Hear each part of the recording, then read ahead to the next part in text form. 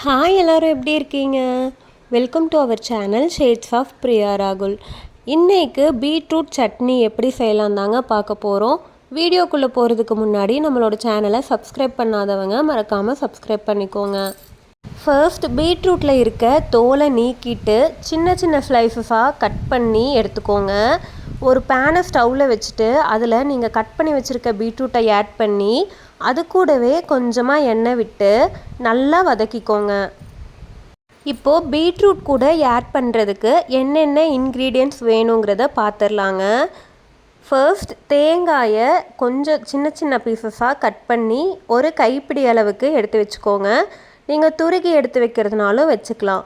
அது கூடவே கொஞ்சமாக ஒரு லெமன் சைஸ்க்கு புளி, 5 இல்லைனா 6 பல் பூண்டு, உங்களுக்கு காரத்துக்கு தேவைப்படுற அளவுக்கு காய்ந்த மிளகாய், இது எல்லாமே எடுத்து வச்சுக்கோங்க.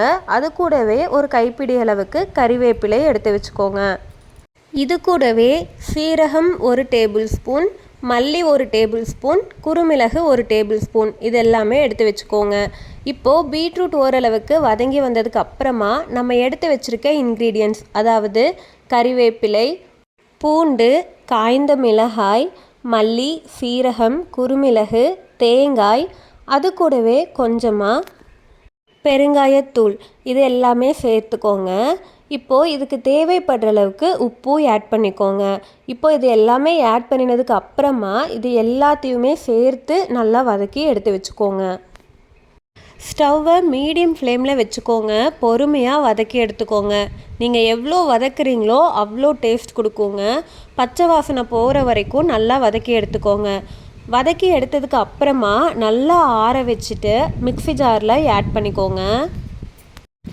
கொஞ்சமாக தண்ணி விட்டு நல்லா பேஸ்ட் மாதிரி அரைச்சி எடுத்து வச்சுக்கோங்க. இப்போது ஒரு கடாயை ஸ்டவ்வில் வச்சு கொஞ்சமாக எண்ணெய் விட்டுக்கோங்க. எண்ணெய் நல்லா காஞ்சி வந்ததுக்கப்புறமா கொஞ்சமாக கடுகு சேர்த்துக்கோங்க. கடுகு பொரிஞ்சதுக்கப்புறமா கொஞ்சமாக கறிவேப்பிலை, இது ரெண்டுமே சேர்த்துட்டு நம்ம ஆல்ரெடி மிக்ஸி ஜாரில் அரைச்சி வச்சுருக்க பேஸ்ட்டை இது கூட ஆட் பண்ணிக்கோங்க.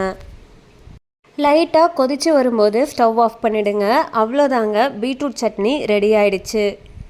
உங்களுக்கு இந்த வீடியோ பிடிச்சிருந்தா நம்மளோட சேனலை சப்ஸ்கிரைப் பண்ணிக்கோங்க. அப்படியே நம்மளோட சேனலில் அப்லோட் பண்ணியிருக்க மற்ற வீடியோஸையும் பாருங்கள். தேங்க்யூ.